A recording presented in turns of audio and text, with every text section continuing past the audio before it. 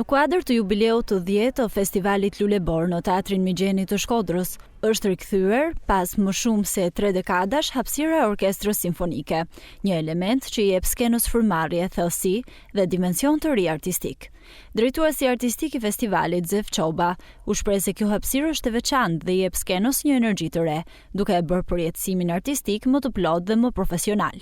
Kjo hapësirë i jep një dimension tjetër skenës dhe krijon një lidhje më të fortë mes muzikës dhe interpretimit, tha Çoba.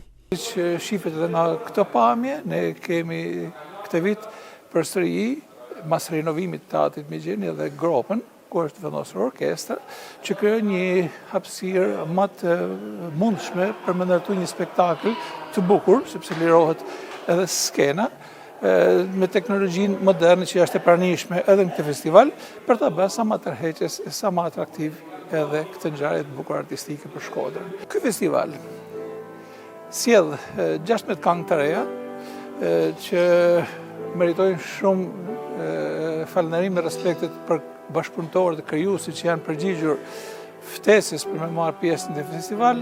Jam i bindur që publiku sa do të ketë kuriozitetin, do të ketë edhe diskutimet, pse jo me ndiku edhe të kompozitorët që ta ruajnë fizionominë e bukur që ka muzika në Shkodër.